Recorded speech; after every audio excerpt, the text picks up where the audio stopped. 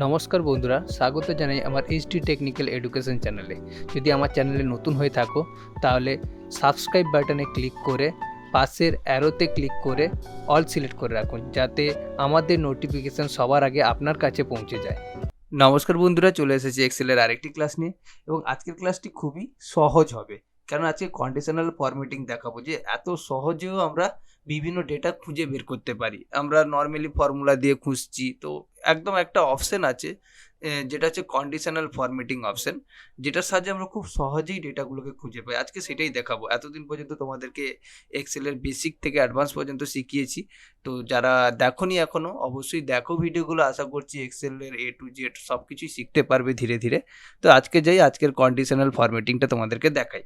তো actually conditional ফরম্যাটিংয়ে দেখো আমি ডেটাগুলোকে খুঁজে বের করি কীভাবে। এখানে কিছু ডেটা আমি ইনপুট করে রেখেছি, কিছু নাম্বারের ডেটা। তো এই নাম্বারের ডেটাগুলো কিছু আমি খুঁজতে চাই। ধরো কন্ডিশনাল ডেটা ফরম্যাটিং দিয়ে আমি কীভাবে খুঁজবো, দেখো বেশি স্টেপ দেখাবো। জাস্ট এখানে দেখো হোমের ভেতরে এখানে কন্ডিশনাল ফরম্যাটিং, যেহেতু আমি এই ডেটা থেকে খুঁজবো, এই ডেটাটাকে জাস্ট সিলেক্ট করে নিলাম। যতগুলো থেকে আমি ডেটাটাকে খুঁজবো সেটাকে সিলেক্ট করে নিলাম। তারপরে হোমে যাব, হোমে অলরেডি থাকে। যদি অন্যান্য মেনুতে থেকে থাকে তাহলে তবেই হোম মেনুতে গিয়ে ক্লিক করবে। ওকে, তারপর দেখো কন্ডিশনাল ফরম্যাটিং অপশন আছে, ওখানে গিয়ে ক্লিক করবেন। তারপরে কি আছে, হাইলাইট সেল রুলস, এখানে গিয়ে গেটার দেন মানে বড়। তো আমি গেটার দেন অপশনটাকে ক্লিক করলাম। এটা এবার কিভাবে ইউজ করছে দেখো, দেখো অলরেডি অটোমেটিকলি তার 55 অটোমেটিকলি দেওয়া আছে। তো 55-র ওপরে যতগুলো ডেটা আছে সেগুলোকে কিন্তু সিলেক্ট করে নিয়েছে। আমি এখানে চাইলে চেঞ্জ করতে পারি। আমি চাইছি 10-এর ওপর কতগুলো ডেটা আছে এর মধ্যে আমি চেক করতে চাই, তাহলে জাস্ট 10 প্রেস করবো। দেখো 10-এর ওপরে যতগুলো ডেটা আছে সেই ডেটাগুলোকেই সিলেক্ট করে নিয়েছে। বাদ বাকি 10-এর নিচের ডেটাগুলো দেখেছো সাদা আছে, তাই না? তাহলে 10-এর নিচে অনেক সংখ্যক আছে। এটা আমি 100 করে দিই, দেখো অনেকটাই সংখ্যা কমে গেল। মানে 100-র উপরে মাত্র এই কটা সংখ্যা আছে। ঠিক আছে, কত সহজেই আমরা ডেটাগুলোকে খুঁজে পেলাম। এই যে কালারটাও আমরা এখান থেকে চেঞ্জ করতে পারবো, তার পাশেই কালার অপশন আছে। দেখো এটা রেড কালার আছে, আর ব্যাকগ্রাউন্ডেও রেড আছে, হালকা রেড যেটাকে বলা হয়। তো এটাকে আমি কি করে চেঞ্জও করতে পারি, এখান থেকে আমি অপশন ওপেন আছে, এখান থেকে আমি ইউলো নিতে পারি। দেখো চেঞ্জ হচ্ছে, আবার অন্যটা চেঞ্জ করতে গ্রিনটা করতে পারি। এইভাবে আমরা চেঞ্জও করে নিতে পারি। ওকে, আশা করছি এটা বুঝতে পেরেছো। খুবই সহজ, তাই না? ডেটা খোঁজা, তাহলে আমরা আর এগুলোকে ফর্মুলা দিয়ে খোঁজার প্রয়োজন নেই, আমরা অতি সহজেই ডেটাগুলোকে খুঁজে পাবো। আবার একটা আসি তোমাদেরকে দেখাই, এটাকে ক্যান্সেল করে দিলাম। এবার আমি চাইছি, আর দ্বিতীয় অপশন কি আছে, লেস দেন, মানে আমি যে ডেটাটা টাইপ করব তার থেকে কমগুলো কি কি ডেটা আছে, তাই না? এখানে দেখো আবার 55 অটোমেটিকলি সিলেক্ট করে নিয়েছে, যেন 55-র নিচে ডেটাগুলোকে শো করছে। আমি চাইছি 10-এর নিচে কে কে আছে, তো 10 প্রেস করবো। দেখো 10-এর নিচে এই ছোটো ছোটো ডেটাগুলো আছে, 1 আছে, 8 আছে, 4 আছে, 5 আছে। এই ডেটাগুলো কিন্তু 10-এর নিচে আছে। তাহলে আমরা কি লেস দেন ডেটাগুলোকে ওপেন করতে পারবো। সেমভাবে এখানে কালারও চেঞ্জ করতে পারবো, এটা আমি ডবল দেখালাম না। ওকে, এটাকেও ক্যান্সেল করে দিলাম। এরপরে চাইছি আমি, ধরো সাপোজ হাইলাইট কলস থেকে আমি বিটুইন মানে দুটো নাম্বারের মাঝখানের আমি নাম্বারগুলোকে খুঁজে বের করবো। দেখো বিটুইনটা কিভাবে ইউজ করি।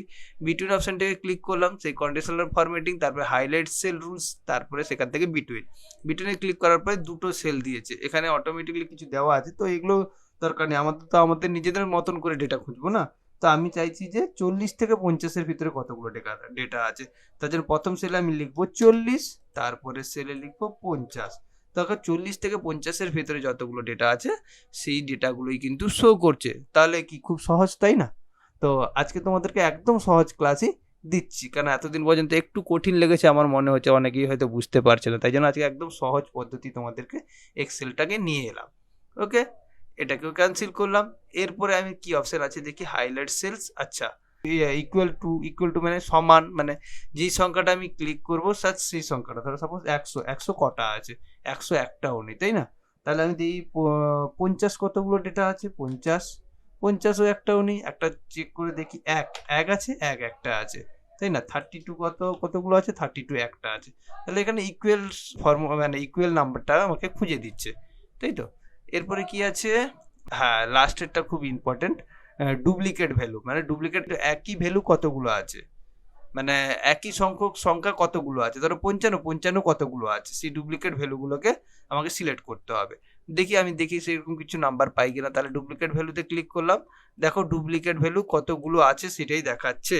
মানে একই সংখ্যা দুবার থাকলে সেগুলো কতগুলো আছে সেটাই দেখা যায়। দেখো 104 এখানেও আছে, এখানেও আছে, 59 এখানে আছে, কোথাও না কোথাও আছে অবশ্যই, আমি আর এখন করে খুঁজছি না। তো যে কোনো ডুপ্লিকেট ভ্যালু এখান থেকে তুমি চেঞ্জ করতে পারো ইউনিক ভ্যালু, মানে বাদবাকি এই নাম্বারগুলো ইউনিক, মানে এগুলো এক একটা করে আছে, তাহলে আমি জাস্ট ইউনিকটা সিলেক্ট করলাম, যেগুলো এক একটা করে আছে সেই ডেটাগুলোকে খুঁজে বের করছে। তো আশা করি তোমরা বুঝতে পেরেছো, আজকে এইটুকুই থাকুক। আজকে একদম সহজ ক্লাস এবং ডেটাগুলোকে সহজেই খুঁজে বের করতে পারবে এবং কন্ডিশনাল ফরম্যাটিংয়ের সম্বন্ধে আশা করছি তোমাদেরকে বোঝাতে পেরেছি। যদি আজকের ক্লাসটি ভালো লেগে থাকে তবে অবশ্যই সাবস্ক্রাইব করো এবং লাইক করো এবং কমেন্ট করে সঙ্গে থাকো। অসংখ্য ধন্যবাদ। বাই।